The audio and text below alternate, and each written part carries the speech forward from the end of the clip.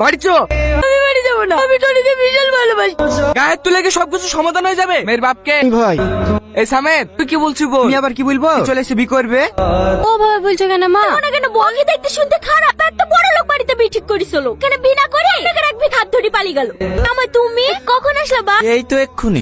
আলমা তুমি আমাকে ভুল করেছো তাই না? কি উল্টো পাল্টা বলছো? তোমার আবার কি হলো? কিছু না, এমনি বাদ দিয়ে তো তোমাকে ছেড়ে চলে যাবো, আর একটু থাকো না। আমি তো তোমাকে তো বারণই করছি, আমার কথা শুনছো নাকি? কি করবো বলো, আমরা ছেলে অনেক স্বপ্ন দেখি। আমি কি তোমাকে ছেড়ে থাকতে পারবো নাকি? ফাগলি কোথাকার, ছোট মাস দেখবে, দেখতে দেখতে কেটে যাবে। আমি যাস মা। আরে মা কান্না করছো কেন? এই তো সময় করে চলে আসবো।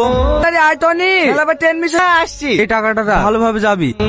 শাদী হয়ে গেছে, পড়াশোনা করাবে? আরে করুক। হ্যাঁ হল লেগি ভাই, আমার মেয়েরও খুব ইচ্ছা আছে পড়ার, এখন জামাইও থাকছে না, চফাকে উচ্চ মাধ্যমিক পড়ে ফেলো। কি ব্যাপার সালমা, তুমি এখনো দাঁড়িয়ে আছো যে? বাড়ি যাবে না? এই হ্যাঁ যাবো, টোটো পাচ্ছি না। এসো বাইকে উঠে বসো। না ঠিক আছে, আমি টোটোতে চলে যাবো। আরে এসো তো, এত লজ্জা কিসের? কিন্তু স্যার। আরে কি কিন্তু করছো?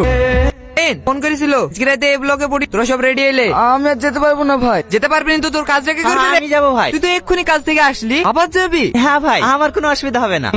সালমা শোনো বলেন স্যার। না, call me Riyaz, happy birthday. আপনি কি করে জানলেন আজকে আমার বার্থডে? যাকে ভালোবাসি আর বার্থডে কবে জানবো না? এই নাও, এটা তোমার জন্য। হ্যালো, হ্যাঁ বলো। এতবার করে ফোন করছি, ফোন তুলছো না? ফোন করছিলা? ওই বোন ফোন করেছিল। মুনের সাথে এতক্ষণ ধরে কথা বলছিলা? হ্যাঁ, তুমি আমাকে সন্দেহ করছো? না না, এমনি জিজ্ঞেস করলাম। মাঝে মাঝে ফোন করলে ব্যস্ত বলে। ও, তার মানে তো বলতে চাইছো তোমাকে তো আমি প্রেম করে বেড়াচ্ছি, তাই তো? না না, তুমি আমার উপর ফাইল বলতে রাগ করছো। খেলতে এসছে নাকি বাড়ি আসছে কেনে? সারপ্রাইজ দেওয়ার লেগে। আগে সালমাদের বাড়ি যাবো, ওর গিফটটা দেবো, তারপরে বাড়ি যাবো। টনি, দে সালমা। কি হলো ওইভাবে কি দেখছো? খাও। একা খাবো? খাই দেবে না? কে ফোন করছে? কি আবার? টনি। যখন সহ্য করো সেটাই বুঝি। তাহলে তোমাকে বিয়ে করবে? তাই তাই মানে তুমি আমাকে বিয়ে? এসব তুমি কি বলছো? কালকে ওকে ডিভোর্স দাও, সেদিন তোমাকে বিয়ে করে